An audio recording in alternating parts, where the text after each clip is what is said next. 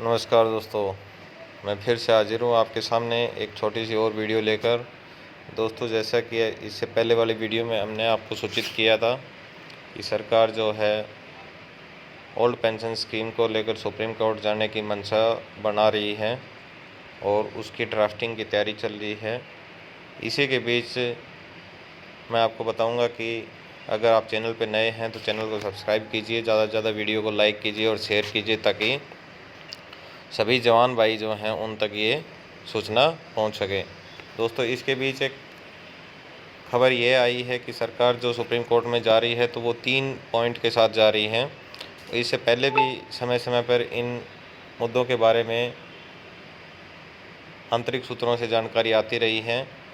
दोस्तों, अभी क्या है कि सरकार उसका एनपीएस का एक अल्टरनेट देने के लिए कोशिश कर रही है, क्योंकि सरकार ये जानती है कि एनपीएस का विरोध देश में बड़े स्तर पे हो रहा है।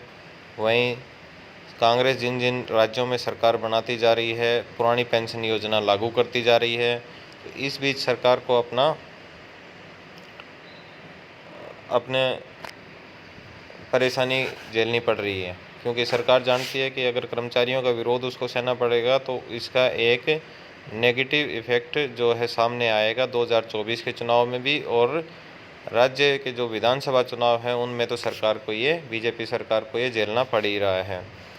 पहले राजस्थान गया, फिर भोपाल मध्य प्रदेश में जो है किसी तरीके से उन्होंने सरकार बनाई, और अब दोबारा चुनाव हो रहे हैं तो बीजेपी को पूरी उम्मीद है कि वहाँ उसको परेशानी का सामना करना पड़ेगा। फिर राजस्थान में उनके हाथ से गया, पंजाब उनके हाथ से गया, हिमाचल गया, और अब जो है कई और राज्यों में जो विधानसभा चुनाव हैं वहाँ भी बीजेपी को परेशानी का सामना करना पड़ रहा है। जहाँ भी चुनावी सभा होती हैं उनमें पुरानी पेंशन का मुद्दा सिर चढ़कर बोलता है और विरोध का सामना करना पड़ता है। इसके चलते बीजेपी इस मुद्दे को ख़त्म करने के लिए कुछ विकल्प जो है वो कर्मचारियों के सामने रखना चाह रही है, जिसमें से पहला विकल्प ये है कि पुरानी पेंशन की तरह ही जो है एक नया विकल्प दिया जाए, जो कर्मचारी की जो आखिरी जो वेतन हो उसके आधा उसकी पेंशन दी जाए, जैसा कि पुरानी पेंशन में दी जाती थी। लेकिन इसके लिए एनपीएस की तरह ही कंटिन्यू कर्मचारी के वेतन से एक अंशदान भी लिया जाए, जो कि पुरानी पेंशन योजना में कोई किसी प्रकार का अंशदान नहीं लिया जाता था। आंध्र प्रदेश में इस तरह की योजना पहले से ही चलाई जा रही है। इस मुद्दे पर पहले भी सरकार और पेंशन कोष नियामन एवं विकास प्राधिकरण जो पीएफआरडीए के बीच चर्चा हो चुकी है, और इसकी रूपरेखा पर बातचीत चल रही है सरकार की तरफ से। अगर सरकार इसको वर्कआउट करके और कुछ सामने रखती है तो एक ये विकल्प जो है पुरानी पेंशन योजना का देने की कोशिश की जा रही है।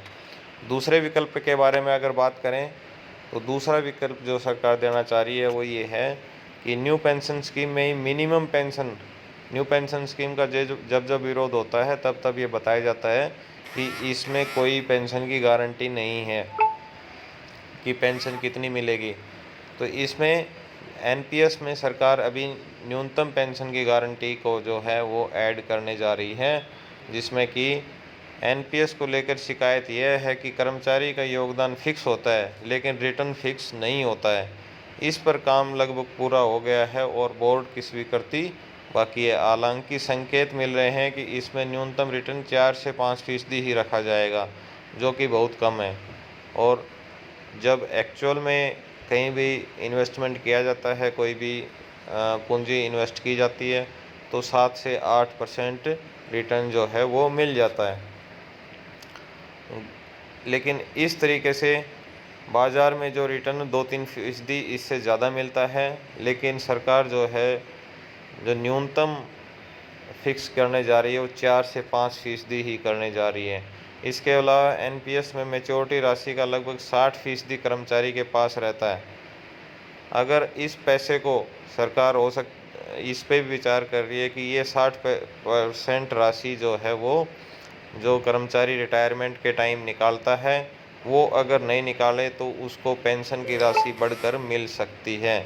तो दूसरा ये ऑप्शन सरकार देने जा रही है कि आप पूर्ण तरीके से अपना जो एनपीएस का पैसा है वो उस अकाउंट में रखो, जिससे कि आपको पेंशन की राशि ज़्यादा मिल सके, और उसमें एक न्यूनतम जो है वो राशि आपकी फिक्स कर दी जाएगी। तीसरा उपाय के बारे में जो सरकार विकल्प के तौर पे पेश करना चाह रही है वो ये है कि अटल पेंशन योजना की तरह ही न्यूनतम पेंशन की गारंटी दी जाए। पीएफआरडीए फिलहाल इस योजना को चला रहा है।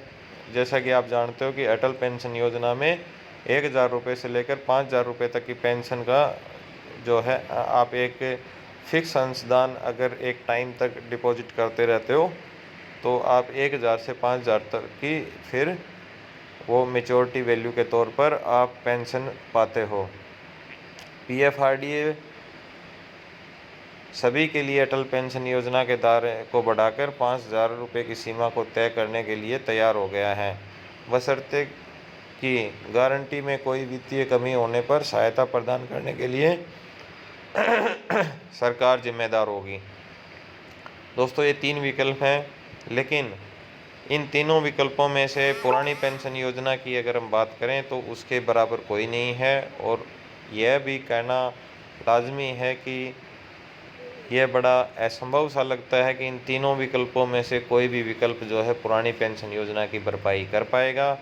और जो पुरानी पेंशन योजना को लेकर बीजेपी सरकार का जो विरोध हो रहा है वो विरोध तब तक जारी रहेगा जब तक कि पुरानी पेंशन योजना लागू नहीं कर दी जाती, क्योंकि इन तीनों विकल्पों में से पुरानी पेंशन योजना ही सबसे बेहतर है।